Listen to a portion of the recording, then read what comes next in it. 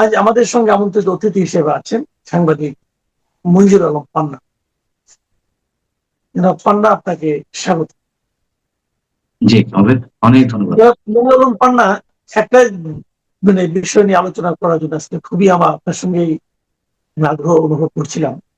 সেটা হলো যে এই যে গতকালকে দেখলাম আমরা যে সরকার স্থানীয় সরকার নির্বাচনের একটা আয়োজন করতে যাচ্ছে। সেটাও বোধহয় সম্ভবত ডিসেম্বর নাগাদ তারা ধাপে ধাপে শুরু করবে। অক্টোবর তো থেকে বলা হচ্ছে, আর শোনা যাচ্ছে অক্টোবরে তারা আগস্টে তফসিল দিবে হয়তো, যেটি জানা যাচ্ছে। অক্টোবর থেকে আমরা মানে এই বছরের শেষ দিক, হয়তো তারপরে ধাপে ধাপে অন্যান্য গুলো হয়তো পৌরসভা, তারপর উপজেলা, তারপরে হয়তো সিটি কর্পোরেশন, এভাবে তারা হয়তো অগ্রসর হবে। তো যদি স্থানীয় সরকার নির্বাচন হয়, সেক্ষেত্রে যে প্রশ্নটা সবচেয়ে গুরুত্বপূর্ণ বলে মনে হচ্ছে সেটা হলো যে সেখানে কি আওয়ামী লীগ, যেহেতু ইলেকশনটা হবে নির্দলীয় ভঙ্গিতে, যে কারোই তো নির্বাচনে অংশগ্রহণ করার একটা অধিকার আছে। এর আগে শুনেছিলাম যদি আওয়ামী লীগের কেউ নির্বাচন করতে চায় তাহলে তাদের দিক থেকে কোনো আপত্তি থাকবে না, কারণ এটা তো দলীয় নির্বাচন নয়। কিন্তু আপনি কি মনে করেন যে আওয়ামী লীগ কিংবা তাদের যারা নাকি মানে আপনার মানে সমর্থক যে দলগুলো ছিল, তাদের কোনো প্রার্থী অথবা তাদের কোনো পদধারী ব্যক্তির পক্ষে এই স্থানীয় সরকার নির্বাচনটা সহজ হবে? তবে বিষয় হচ্ছে যে সরকার এখন যে অবস্থানে আছে, আমরা অনেকে প্রেডিক্ট করতে পারছি না আসলে আওয়ামী লীগকে নিয়ে তারা কোন স্ট্যান্ড নিতে চাইছে। আহ আমার কাছে মনে হচ্ছে যে একটা টম অ্যান্ড জেরি খেলা হচ্ছে আওয়ামী লীগকে নিয়ে। এদার আওয়ামী লীগ নিয়ে একটা সিদ্ধান্তে সরকার পৌঁছে গেছে, যেন এই হিসেবেই থাকবে, নিষিদ্ধ অবস্থাতেই রাখা হবে, মাঝে মাঝে একটু আশার বাণী শোনানো হবে, অথবা একটা সার্টেন পিরিয়ডের পরে গিয়ে আওয়ামী লীগের বিষয়ে কোন ধরনের ইতিবাচক সিদ্ধান্ত নেওয়া হতে পারে, তাও যদি বহির্বিশ্বের প্রচন্ড একটা চাপ আসে সেই মুহূর্তে। আর নচেত তার আগে একটা টম অ্যান্ড জেরি খেলা করবে আওয়ামী লীগকে নিয়ে। তখন আপনি যে স্থানীয় সরকার নির্বাচনের কথা বললেন, প্রথমেই শোনা যাচ্ছিল, আপনি যেটা বললেন যে আওয়ামী লীগ নির্বাচনে অংশ নিতে পারবে, এমন একটা ধারণা দেওয়া হয়েছিল। পরবর্তীতে আমরা কি শুনলাম যে নির্বাচন কমিশন থেকে এমন একটি বিধি নির্বাচনী আইনে যুক্ত করা হচ্ছে যে রাজনৈতিক কার্যক্রম নিষিদ্ধ থাকা দলের পদবিতে রয়েছে এমন কেউ নির্বাচনে যুক্ত হতে পারবে না, নির্বাচন করতে পারবে না। তো আওয়ামী লীগের যারা নির্বাচন করার মতো জায়গায় থাকে বা আছে, তারা তো কোনো না কোনো ভাবে পদের সঙ্গে যুক্ত ছিল, তাই না? যখন এই বিষয়টি নিয়ে একটু দু এক জায়গায় কথাবার্তা হলো, সমালোচনা হলো, তখন ওই জায়গা থেকে সরে এলো, নির্বাচন কমিশন থেকে জানানো হলো যে না, এমন কোন আইন যুক্ত করা হচ্ছে না। তাহলে আওয়ামী লীগ একটু হাফ ছেড়ে বাঁচলো যে না, যেহেতু নির্দলীয় ভাবে নির্বাচন হবে প্রতীক ছাড়া, তাহলে আওয়ামী লীগে যারা আছে তারা নির্বাচন প্রতিযোগিতা করতে পারবে। কিন্তু সেই অবস্থা কি এখন আছে? মনে করুন যে আপনি বা আমি কথার কথা এক্সাম্পল হিসেবে তুলে ধরি যে কেউ আমরা আওয়ামী লীগ হয়ে নির্বাচনের প্রতিযোগিতা করছি, যারা নির্বাচন প্রতিদ্বন্দ্বিতা করবে তাদের পদবি না থাকলেও মোটামুটি এলাকায় পরিচিত, একটু প্রভাবশালী বা একটু টাকা আছে, এরাই তো নির্বাচনের প্রতিযোগিতা করবে, তাই না? যে আওয়ামী সমর্থক, তো তাদেরকে তো এলাকার সবাই চেনে। তো তারা বলবে তো আওয়ামী লীগের দোষক, ওকে নির্বাচন করতে দেওয়া যাবে না। নির্বাচনী বিধি অনুযায়ী মনে করেন যে কোনো সমস্যা নেই, কিন্তু সেটা এলাকাতেই থাকতে পারবে না। আওয়ামী দোষর বলে তাকে, তার উপর মব করা হবে, গণপিটুনি দেওয়া হবে, এলাকা ছাড়া করা হবে। তো আমার মনে হয় না যে যতক্ষণ পর্যন্ত আওয়ামী লীগের সাথে একটা আন্ডারস্ট্যান্ডিং আসা হচ্ছে, সেটি হিডেন এগ্রিমেন্ট হোক, আন্ডার টেবিল ডিল হোক, অথবা আওয়ামী লীগের উপরে যে রাজনৈতিক নিষেধাজ্ঞা রয়েছে কার্যক্রমের দিক থেকে সেটি তোলা না হয়, ততক্ষণ পর্যন্ত আওয়ামী লীগের জন্য বেশ টাফ হবে, এটা আমার মনে হয়। এইটা এইটা আপনি যে কথাটা বলা, যেটা মুখে মুখে যেটা বলছে তত্ত্বগত ভাবে, যেহেতু এটা একটা নির্দলীয় নির্বাচন, কাজে এখানে কে আওয়ামী লীগ করতো কে বিএনপি করতো এটা কোনো ব্যাপার না, তারা নির্বাচন করতে পারবে। এটা শুনতে কিন্তু খুব ভালোই শোনা যায়। কিন্তু আমরা এদের আচরণ আপনি কি দেখছি? আপনি দেখেন কিছুদিন আগেও কিন্তু এই যে সুপ্রিম কোর্ট বারের নির্বাচন হলো, তার আগে বিভিন্ন জেলা বারগুলিতে নির্বাচন হলো, পুরোটাতেই কিন্তু মানে আওয়ামী পন্থী হিসেবে যারা পরিচিত তারা আসলে আওয়ামী পন্থী কিনা, তারা আওয়ামী লীগ করে কিনা, সেটা তো অন্য বিতর্ক। কিন্তু যাদের উপর ব্লেম দেওয়া হলো যে এই লোকটা আওয়ামী পন্থী হতে পারে, তাদেরকেই তো নির্বাচন করতে দেওয়া হলো এবং অফিসিয়ালি দেওয়া হলো না, তাদের মনোনয়ন পত্রগুলোকে বাতিল করে দেওয়া হলো। তো এই যে দেওয়া হলো, এটাকে নিয়ে কিন্তু সরকার কিছু বললো না। এটা নিয়ে একাধিক নিউজ হলো, সরকারের দিক থেকে কোনো আপত্তি তা হলো না, এটা বাতিল কিন্তু করলো বিএনপি পন্থী আইনজীবীরাই। তার মানে এই বাতিলের পক্ষে যারা ছিল, সুপ্রিম কোর্টে যারা, তারা তো সরকার মানে বিএনপির সেন্ট্রাল কমিটিতে অনেকে আছেন। তার মানে এর সঙ্গে বিএনপির এক ধরনের অনুমোদন তো আছে। যদি এই হয় অবশ্যই। বিএনপি অথবা সরকারের মানসিকতা, তাহলে আগামীতে কি আপনি আশা করেন? না, আমি সেটাই বললাম যে খুব বেশি আশাবাদী হওয়ার জায়গা নেই। তার কারণ সুপ্রিম কোর্টের ক্ষেত্রে যে বিষয়টি ঘটেছে সেটিও সুপ্রিম কোর্টের ইতিহাসে নজিরবিহীন। আমরা এই ৫৪-৫৫ বছরের স্বাধীন বাংলাদেশে অনেক ধরনের রাজনৈতিক হ্যারাসমেন্ট দেখেছি। নির্বাচনে দাঁড়ানোর আগে কেউ কাউকে ল্যাং মেরেছে, মামলায় ঢুকিয়ে দিয়েছে, এগুলো আমরা দেখেছি। সুপ্রিম কোর্টের ক্ষেত্রেও হয়েছে যে যখন আওয়ামী লীগ ক্ষমতায় ছিল, যে বিএনপি কোনো প্রার্থী নির্বাচনে প্রতিযোগিতা করবেন, তার বিজয়ী হওয়ার সমূহ সম্ভাবনা, তাকে কোন এক মামলায় আটকে দেওয়া হয়েছে বা তাকে অযোগ্য ঘোষণা করা হয়েছে। কিন্তু ঢালাও ভাবে আওয়ামী দোষর উল্লেখ করে নির্বাচন থেকে বাইরে রাখা, অন্তত আওয়ামী লীগ ইতিহাসে না, শুধুমাত্র দেশের ৫৫ বছরের ইতিহাসে সুপ্রিম কোর্টের ক্ষেত্রে এটি ঘটেনি। এটি একেবারে নজিরবিহীন। অতএব সেই যে আর যারা আওয়ামী দোষর বলে শুধু নয়, আওয়ামী লীগের আওয়ামী মনোভাবাপন্ন যে দলগুলো, সেটি জাসদ হতে পারে, ওয়ার্কার্স পার্টি হতে পারে, বামপন্থী যে কোনো সংগঠন হতে পারে, তাদের যারা প্রার্থী ছিল তাদেরকেও এই নির্বাচন করতে দেওয়া হয়নি। সুপ্রিম কোর্টের বার কাউন্সিলের নির্বাচন, আইনজীবী বিভিন্ন ডিস্ট্রিক্টে আইনজীবী সমিতির নির্বাচন। অর্থাৎ সেই জায়গা থেকে আমরা তো বিশ্বাস রাখাটা মানে সরকারের উপর বিশ্বাস রাখাটা খুবই দুরূহ বিষয়। দেখেন, আওয়ামী লীগ সরকারের বিরুদ্ধে মানে নানা রকম অভিযোগ ছিল, আবার তাদের ব্যাপারে কিছু পজিটিভ ব্যাপার ছিল, তারা বেশ কিছু উন্নয়ন করছিল, এটাও ঠিক। উন্নয়নের নামে লুটপাটও করছিল, ওটাও ঠিক। কিন্তু যে অভিযোগটা সবচেয়ে বড় ছিল, সেটা হলো তারা নির্বাচন ব্যবস্থাটাকে নষ্ট করে দিয়েছিল। তো বিএনপির আমাদের তো আমরা ঠিক একই জিনিস দেখতে পাচ্ছি, অন্তত পক্ষে আমি বারের নির্বাচনগুলির কথা বিবেচনায় নেই, তো একই রকম আমরা দেখতেছি। যদি একই রকম হয়, তাহলে আগামী নির্বাচনে কি আমরা একই জিনিস দেখবো? আচ্ছা, অবশ্যই একই জিনিস দেখছি এবং একই জিনিস দেখার সম্ভাবনা আপনি যেটি ধরিয়ে দিলেন, মানে আমি যদি আরেকটু গভীরে যাই, আমি যদি বলি যে আরো খারাপ অবস্থা, যেমন সুপ্রিম কোর্টের ক্ষেত্রে উদাহরণ দিলাম, যে অন্তত ৫৫ বছরের ইতিহাসে সুপ্রিম কোর্টের ক্ষেত্রে এটি ঘটেনি। দ্বিতীয়ত হচ্ছে আওয়ামী লীগ যে নির্বাচন গুলো করেছে, যদি জাতীয় সংসদ নির্বাচনের ক্ষেত্রে আসি, একতরফা ভাবে নির্বাচন করেছে ২০১৪-তে, ২০২৪-এ, ২০১৮-তে সবাই অংশগ্রহণ করলেও, মানে একেবারে এটা শতাব্দীর অন্যতম একটা সেরা হাস্যকর বিষয় যে বিএনপির মতো দল ৫টি আসন পায়। এটা অবশ্যই যে নজিরবিহীন কারচুপি হয়েছে, সেগুলো আমাদেরকে স্বীকার করতে হবে। কিন্তু আওয়ামী লীগ করেছিল দেখুন, একটা সিস্টেমের মধ্যে থেকে বিএনপিকে কিন্তু নিষিদ্ধ করেনি।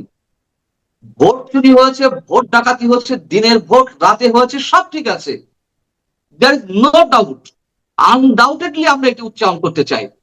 কিন্তু ফেরোসিয়াস ব্যাপার কোনটা, ভয়ঙ্কর বিষয় কোনটা, ওখানে আওয়ামী লীগ বিএনপি কে কৌশলে নির্বাচন থেকে দূরে রেখেছিল, তত্ত্বাবধায়ক সরকার ব্যবস্থা তুলে নেওয়া হলো, বিএনপি নির্বাচনে আসতে চায়নি, বা বিএনপি 18-তে নির্বাচন, 24-ও আসেনি, 14-তে নির্বাচন বয়কট করলো কবে, 2018-তে নাকি, যাই হোক, না, 24-এ এবং 14-তে। 24 এবং 14-তে তো বয়কট করেছে, কিন্তু নির্বাচনে অংশ নিয়ে বেলা 18-তে। 18-তে নির্বাচন বর্জন করলো। যাই হোক, যে বিষয়টাই বলছে, তারা আওয়ামী লীগ তো বিএনপি কে নিষিদ্ধ করেনি। মনে করেন যুবলীগের পক্ষ থেকে নির্বাচন কমিশনে যাওয়া হয়েছে বিএনপি কে নিষিদ্ধ করার জন্য, আবেদন জানাতে গেছে, এগুলো একটা কৌশল। সাবেক রাষ্ট্রপতি জিয়াউর রহমানের যে কবরস্থান জিয়া উদ্যানে, সেই কবরস্থান স্থানান্তরিত করা হবে, এরকম তো ভয় দেখানো হয়েছে, পরে তো নেই, যে বাস্তবতা তার ধরে খেলা খেলেছে। আমি বলতে চাচ্ছি, কিন্তু এখন এসে আমরা কি দেখছি, 2026-এর যে 12ই ফেব্রুয়ারি নির্বাচন, আমি যদি বলি 2014 এবং 18, 24-এর চেয়ে বাজে নির্বাচন হয়েছে। এখন ওই সময় তো আওয়ামী লীগকে নিষিদ্ধ করে রাখা হয়েছে। আওয়ামী লীগের মধ্যে একটা আহ গণভিত্তিক দল, আপনি তাকে স্বৈরাচার বলুন আর যাই বলুন, 35% একেবারে রিজার্ভ ভোট তো তাদের রয়েছে, সেই দলটিকে আপনি নিষিদ্ধ করে রাখলেন। আওয়ামী লীগ নিষিদ্ধ করেনি বিএনপিকে। সেই জায়গা থেকে এই নির্বাচন আগের 3 নির্বাচনের চেয়েও কম বিতর্কিত নয়, আরো বেশি বিতর্কিত, আরো বেশি প্রশ্নবিদ্ধ, এটি আমার কাছে মনে হয়। অতএব আর আপনি যে কথাগুলো বললেন সাম্প্রতিক সময় যে একই কাজ করছে, হ্যাঁ করছে তো। আমি এই এক্সাম্পলটা নিয়ে আসলাম যে তার চেয়ে আরো খারাপ কাজ করছে।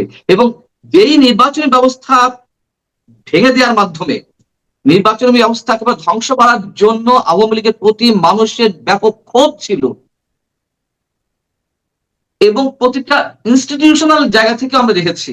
আপনি ডিআরও নির্বাচন বলেন, আমাদের সাংবাদিকতা যে পেশাগত যে প্রতিষ্ঠানগুলো, প্রেস ক্লাব বলুন অথবা ব্যবসায়িক প্রতিষ্ঠান এফবিসিসিআই ডিসিসিআই যাই বলুন না কেন, চেম্বার অফ কমার্স, সব জায়গা থেকে সিলেকশনের প্রতিনিধি নির্বাচন করা হতো, তাই না? ডিআরইউ তো সম্প্রতি নির্বাচন হয়েছে ওই নাম খাওয়া আসতে, কিন্তু তার ভিতরেও ম্যাট্রিকুলাস রিজাল্ট চলেছে, প্রেস ক্লাবের ক্ষেত্রেও চলেছে। এখন কি হচ্ছে? এখন তো সেম সব জায়গায় ওই বিএনপি পন্থীরা আপনার করে বসে আছে, দখল করে বসে আছে। তাহলে আপনি কাকে ফ্যাসিস্ট বলবেন, কাকে গণতান্ত্রিক প্রতিষ্ঠানগুলো ধ্বংসকারী বলবেন? আমরা এটা নিয়ে আর কিভাবে পার্থক্য করে খুঁজবো? আচ্ছা, আমরা একটু নির্বাচনের বাইরে একটু যাই। আইন শৃঙ্খলা নিয়ে আলোচনা হচ্ছে। আওয়ামী লীগ আমরা একটু বলতে গেলে এক ধরনের তুলনাই করছি আমরা, মানে বিএনপির সঙ্গে আওয়ামী লীগের, আওয়ামী লীগের সঙ্গে বিএনপির। যেমন আমরা আওয়ামী লীগ সরকার আমলে বিচার বহির্ভূত হত্যা নিয়ে বলতাম, কারা হেফাজতে, সরকারি হেফাজতে থাকা অবস্থায় হত্যা নিয়ে আলোচনা করতাম। আজকে আমি দেখলাম আইন ও সালিশ কেন্দ্রের একটা প্রতিবেদন দেখলাম, সেখানে বলা হয়েছে যে এই 2026 সালের প্রথম 6 মাসে, এটা তো 7ম মাস চলছে, প্রথম 6 মাসে কারা হেফাজতে মৃত্যু হয়েছে 61 জনের। আপনার কি বলবেন? Alarming, alarming. এই কারণে সবই যে রাজনৈতিক ভাবে আমরা বিবেচনা করব তা নয়, কিন্তু রাজনৈতিক যে দৃষ্টান্তগুলো আমাদের সামনে উপস্থিত হয়েছে, সাবেক মন্ত্রী নরসিংদীর নুরুল মজিদ হুমায়ুন সাহেব নাকি, তিনি, তারপরে আরো বেশ কয়েকজন এখনো পর্যন্ত যারা অসুস্থ থাকেন, তাদেরকে এখনো পর্যন্ত হাত করা অবস্থায় আহ হাসপাতালে নিয়ে আসা হয়। এবং এর বাইরে যে বিষয়গুলো, যেমন আমি দেখে এসেছি কোন এক এলাকার চেয়ারম্যান, আমি এই মুহূর্তে ডেফিনেট করে বলতে পারছি না, জামিন জামিন হচ্ছে, আবার নতুন পেন্ডিং মামলা জড়ানো হচ্ছে, 5 লাখ 10 লাখ খরচ করে 4 মাস 5 মাস করে জামিন করানো হচ্ছে, আবার নতুন মামলা। এই অবস্থা থেকে, হতাশা থেকে এক চেয়ারম্যান, আমি যখন কেরানীগঞ্জে কারাগারে ছিলাম, যাওয়ার পর শুনলাম 2 দিন আগেই ওই চেয়ারম্যান আত্মহত্যা করেছেন কারাগারের ভিতরে। মানে এই যে হেফাজতের মৃত্যুর আমি বিষয়গুলো বলছি এক এক করে, অনেক আত্মহত্যা করছেন, আত্মহত্যার পরে তাকে হার্ট অ্যাটাক বলে চালিয়ে দেওয়া হচ্ছে জেল কর্তৃপক্ষ জায়গা থেকে। আচ্ছা, তারপরে এই যে ট্রিটমেন্টের জায়গা থেকে, আর নির্যাতনের জায়গা, আমি বেসিক্যালি আমি আমি এটুকু বলতে পারি যে আমি থাকা অবস্থায় এ ধরনের নির্যাতনের কোনো আহ বিষয় আমি শুনিনি। হ্যাঁ, যে কাউকে টর্চার করা হচ্ছে, কাউকে নির্যাতন করে একেবারে মৃত্যুর মুখে ঠেলে দেওয়া হচ্ছে, হ্যাঁ। তবে যেভাবে মেন্টাল টর্চার করা হচ্ছে, সেই টর্চারিং এর মাধ্যমে অনেকে মৃত্যু হচ্ছে। আবার অসুস্থ অবস্থাও তো কেউ কেউ মারা যাচ্ছে। মানে স্বাভাবিক অবস্থায় আমরা যেমন জেলের বাইরে থেকে কেউ কেউ মৃত্যুর মুখে ঢলে পড়ছি, ওরকমও তো স্বাভাবিক মৃত্যু হচ্ছে। যেমন আমি যখন কাশিমপুর কারাগারে ছিলাম, তো কাশিমপুর কারাগার হঠাৎ করে শুনলাম যে একজন একেবারে খুব তরতাজা যুবক একজন হঠাৎ করে আহ মানে গাছতলায় দাঁড়িয়ে ছিল সেলের বাইরে, আহ পড়ে গিয়ে স্ট্রোক করে মারা গেলেন। এটা নিশ্চয়ই অপঘাতে মৃত্যু নয়।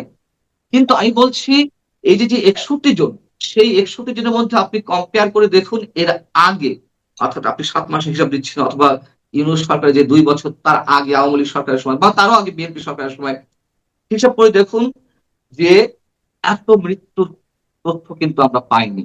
এই 61 জন, এটি অবশ্যই অ্যালার্মিং, এবং এর মধ্যে অবশ্যই অস্বাভাবিক মৃত্যু আছে, স্বাভাবিক মৃত্যু যেমন আছে, অস্বাভাবিক মৃত্যু আছে। এবং আরেকটি রিউমার যেমন ছড়িয়েছিল, এটিকে একটু পরীক্ষা করতে হয়। অনেকে বলে যে সীসা মিশানো হচ্ছে খাবারে, খুব স্লোলি পয়জন দেওয়া হচ্ছে। আমি এগুলোর সঙ্গে একেবারে দ্বিমত পোষণ করি। আমার কথা হচ্ছে সেখানে তো অসংখ্য সাধারণ মানুষ রয়েছে, সাধারণ অপরাধী রয়েছে, যারা রাজনীতি করেন না, আওয়ামী লীগের রাজনীতির বাইরে। তো সবাইকে কি গড়ে পড়তায় স্লো পয়জনিং এ মারা হবে? নিশ্চয়ই তা না। এগুলো এগুলো একটা প্রচন্ড গুজব আমি মনে করি, যে সীসা মিশিয়ে এ মিশিয়ে সে মিশিয়ে খাবারের মধ্যে ইয়ে দেওয়া হচ্ছে। তা আমিও তো প্রায় 3 মাস ছিলাম, তো মারা অসুস্থ হলে তো আমারও তো হওয়ার কথা, আমি তো হইনি। তো এগুলো একবারে বাজে কথা। জি, তবে আমি অবশ্যই আরেকটা বিষয় নিয়ে একটু তুলনা করতে চাই, এটি শেষ আলোচনা, শেষ প্রসঙ্গ আমাদের, যে আমরা বিভিন্ন সময় শুনতাম যে আওয়ামী লীগ সরকার যখন দায়িত্বে ছিল তখন আমরা বলতাম যে আওয়ামী লীগ খুবই ভারতের প্রতি খুবই খুবই নতজানু মনোভাব পোষণ করে, অনেকটা গোলামের মতো আচরণ করে, হ্যাঁ, পরদ রাজ্য আমরা নাকি হয়ে গেছি ওদের, এগুলি বলা হতো। আমরা সবশেষ জাতীয় সংসদের দক্ষিণ প্লাজায় যুক্তরাষ্ট্রের স্বাধীনতা দিবস উদযাপিত হতে দেখলাম। এটা নিয়ে দেখছি যে আপনিও সোশ্যাল মিডিয়ায় দু একটা কমেন্ট করেছেন। আমি যদি এই দুটোকে তুলনা করতে চাই, কি বলবেন? তুলনা তো আপনি করছেন বেশ ভালো কথা, কিন্তু তার উত্তরটা তো ইউনূস সরকার দিয়ে গেছে। পরব রাজ্যে ভারতের পরিণত হয়েছে কিনা বাংলাদেশ, সেটি বিষয়টি ইউনূস সরকারই প্রমাণ করে গেছে। এই নাকি চুক্তি করা হয়েছে, দেশ বিরোধী চুক্তি করা হয়েছে, দেশ বিক্রি করা চুক্তি করা হয়েছে আওয়ামী লীগের সঙ্গে বা ভারতের সঙ্গে।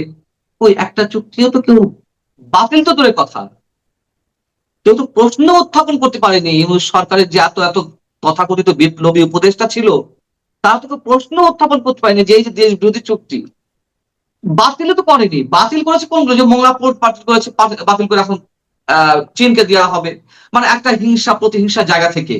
কিন্তু তারা যে ওইসব বিষয়ের মাধ্যমে করদ রাজ্যে পরিণত হয়েছিল বাংলাদেশ, তা তো নয়। বরং করদ রাজ্য শুধু নয়, এখন তো দাসানুদাস, দাসও না, দাসেরও দাস, দাস অনুদাসে পরিণত হয়েছে আমরা।